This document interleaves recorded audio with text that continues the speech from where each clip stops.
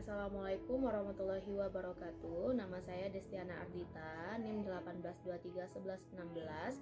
Saya dari Pendidikan IPA 2018. Pada kesempatan kali ini saya akan mempresentasikan laporan hasil kunjungan industri keju dan juga pengolahan makanan bioteknologi sederhana. Baiklah, pada presentasi kali ini saya akan membahas tentang yang pertama itu adalah kunjungan industri keju, yang kedua ada pengolahan makanan bioteknologi sederhana, dan makanan yang saya buat itu adalah donat bomboloni. Baiklah, untuk yang pertama kita akan membahas tentang profil perusahaan, di mana di sini perusahaan industri keju lassi mozzarella ini merupakan industri yang berbentuk reseller yang beralamat di Bukit Tinggi, tepatnya di Jalan Lasituwo, Canduang, Kabupaten Agam, Sumatera Barat. Nah, perusahaan ini dinamakan dengan Lassi Dairy Farm. Lassi Dairy Farm ini berdiri pada tahun 2015 yang dikelola oleh Bapak Suhatril ST. Beliau bergerak di bidang sapi perah, pengolahan susu, dan juga pengolahan keju.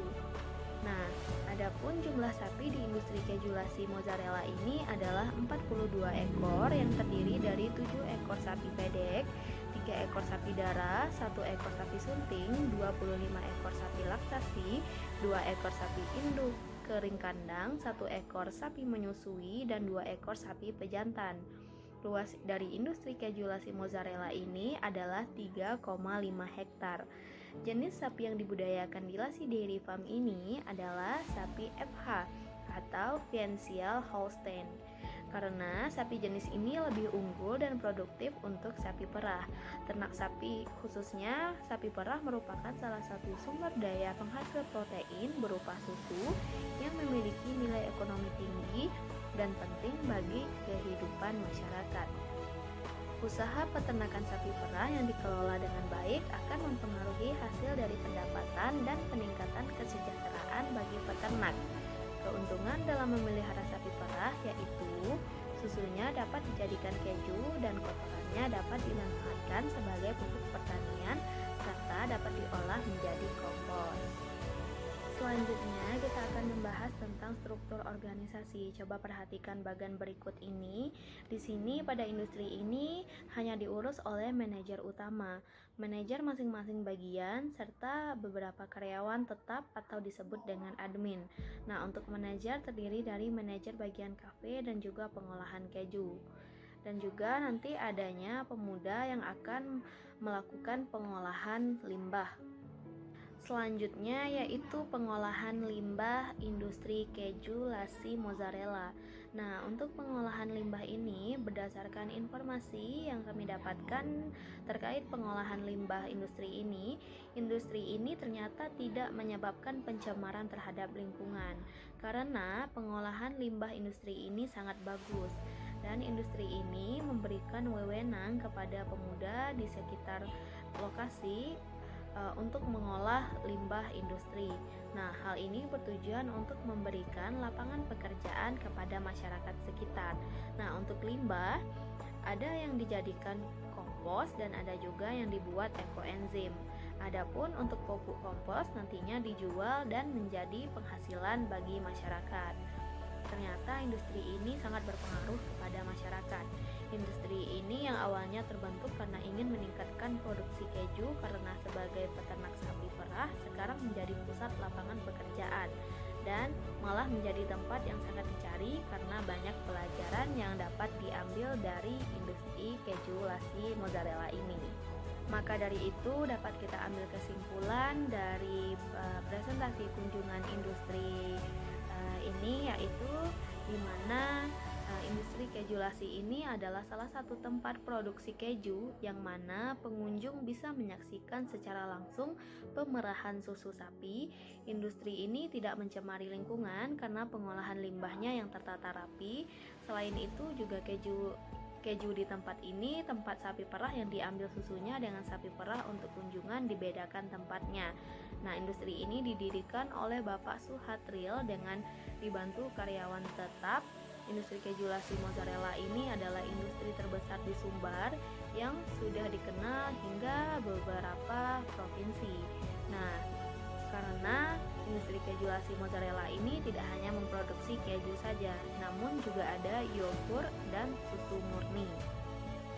Nah, berikut ini lampiran atau dokumentasi yang rekan saya dapatkan dari industri keju. Baiklah, materi selanjutnya yaitu tentang pengolahan makanan bioteknologi sederhana. Makanan yang saya buat adalah donat bomboloni.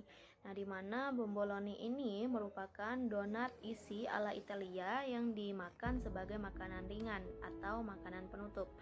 Penamaan donat ini secara etimologis terkait dengan bombe yang berarti bom.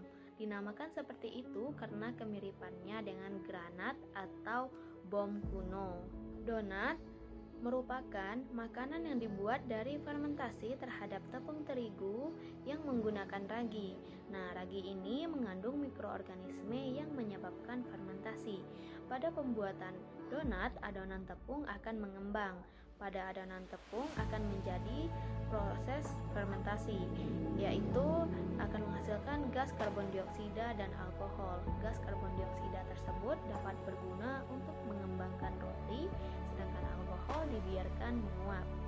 Selanjutnya akan terlihat jika adonan tersebut digoreng akan tampak lebih mengembang dan ukurannya akan membesar. Nah, hal ini dikarenakan gas akan mengembang jika temperaturnya tinggi. Hasilnya seperti yang dapat dilihat bahwa donat jika digoreng akan mengembang dan berwarna coklat ke kuning-kuningan. Tetapi jika tidak beruntung, maka donat akan terasa keras dan juga padat, atau biasanya kita sebut dengan bantat. Donatnya akan menjadi bantat. Untuk alat yang akan saya gunakan pada pembuatan donat pada kali ini yaitu yang pertama ada sendok, wadah, mixer, lap bersih, plastik, kompor, penyaring, serta spatula. Untuk bahan yang saya gunakan itu ada 500 gram tepung terigu, 90 gram gula pasir halus, 220 ml susu cair, 1 bungkus ragi, 4 kuning telur, mentega 75 gram, garam setengah sendok teh, SP setengah sendok teh. Nah, SP ini boleh digunakan dan juga boleh tidak, opsional ya. Nah, coklat sebagai topping. Saya menggunakan coklat sebagai topping dari donat ini. Ragi yang saya gunakan dalam pembuatan donat ini adalah fermentan, di mana rongga-rongga yang terdapat di dalam donat dihasilkan dari ragi yang mengandung mikroorganisme yang dinamakan dengan Saccharomyces cerevisiae. Nah, di mana mikrobakteri ini mengubah gula dalam tepung menjadi CO2 dan alkohol CO2 ini dapat membantu donat untuk mengembang. Selanjutnya kita masuk ke proses pembuatan donat. Nah, pada proses pembuatan donat ini tentunya yang harus kita siapkan itu adalah wadah ya. Untuk wadah kita siapkan terlebih dahulu, lalu kita masukkan tepung terigu dan gula ke dalam wadah. Selanjutnya kita aduk hingga tercampur rata. Nah, setelah itu kita masukkan ragi, kuning telur, dan susu cair ke dalam wadah dan kita masukkan juga SP. Lalu aduk semua bahan agar tercampur dengan rata. Nah, selanjutnya baru masukkan mentega dan garam. Lalu aduk lagi. Nah, setelah adonan tercampur, kita ulangi adonan tersebut sampai kalis menggunakan tangan. Nah, setelah kalis, baru kita proofing selama 15 menit atau kita diamkan selama 15 menit dan ditutup menggunakan kain lap.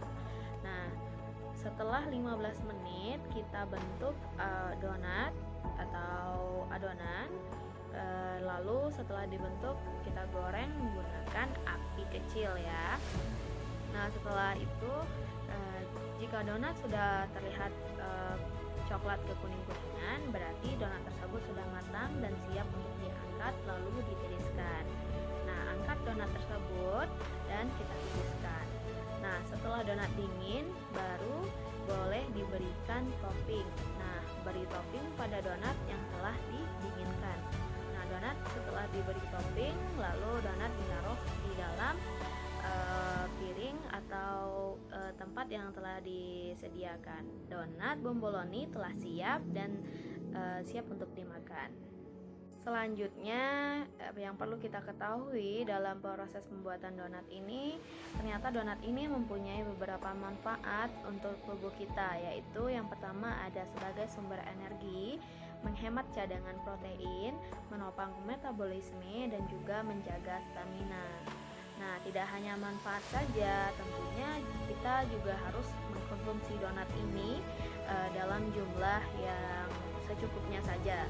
Jadi kita konsumsi donat ini secukupnya saja, karena jika berlebih maka akan ada dampaknya. Nah, berikut ada dampak negatif dari donat. Yang pertama, dapat menyebabkan risiko diabetes. Nah, ini merupakan penyakit yang sangat berbahaya karena dapat terjadi di dalam tubuh kita. Nah, yang kedua dapat merusak gigi. Nah, jika ada anak-anak, remaja ataupun dewasa hanya boleh mengkonsumsi donat secukupnya saja. Jika tidak, maka dapat merusak gigi karena donat tersebut mengandung gula dan juga coklat. Dapat menyebabkan risiko penyakit jantung, dan yang terakhir juga dapat menyebabkan berat badan bertambah.